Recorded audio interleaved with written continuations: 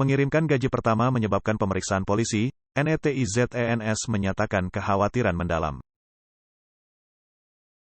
Pada tanggal 8 Juli, seorang warganet dari Provinsi Zhejiang di China Daratan membuat unggahan di Weibo, situs media sosial China, yang menyatakan bahwa dia diperiksa oleh polisi saat suaminya menerima gaji pertamanya. Warganet tersebut menjelaskan bahwa setelah mereka menikah, ini adalah pertama kalinya suaminya menerima gaji. Suaminya langsung mentransfer uang tersebut kepadanya begitu uang tersebut masuk siang hari. Tidak lama kemudian, polisi menghubungi suaminya dan bertanya mengapa dia melakukan transfer, apakah dia telah menjadi korban penipuan. Bahkan, polisi memeriksa semua rekaman chat, laporan bank, dan riwayat internetnya.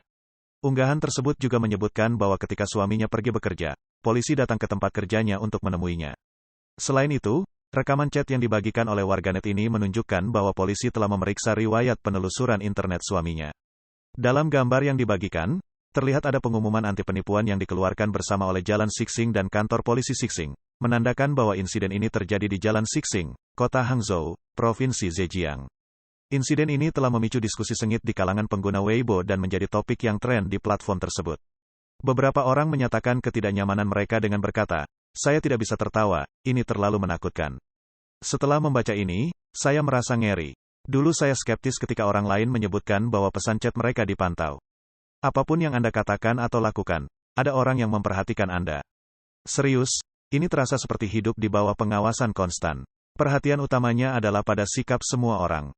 Mereka bertindak seolah-olah invasi terhadap privasi warga negara sepenuhnya dibenarkan." Beberapa warganet menyatakan skeptisisme, ketika teman saya kehilangan 100.000 yuan akibat penipuan dan melaporkannya kepada polisi, mereka tidak peduli.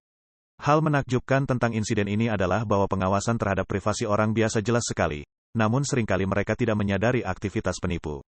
Saya hanya ingin tanya, bagi mereka yang kehilangan ribuan atau jutaan yuan akibat penipuan, apakah membuat laporan sudah menjadi akhir dari semuanya?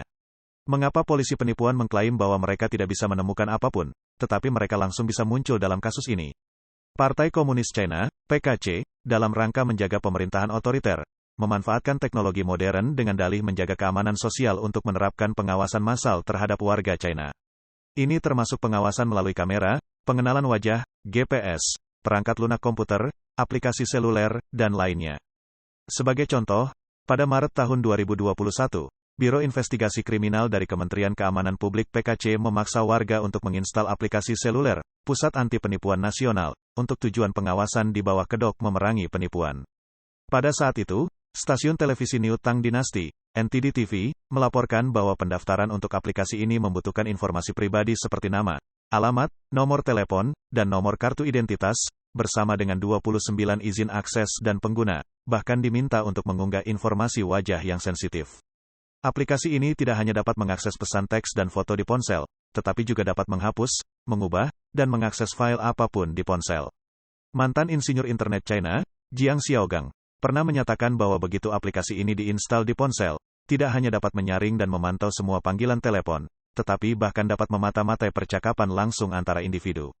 Selama Anda membawa ponsel, potensialnya mereka dapat memantau Anda.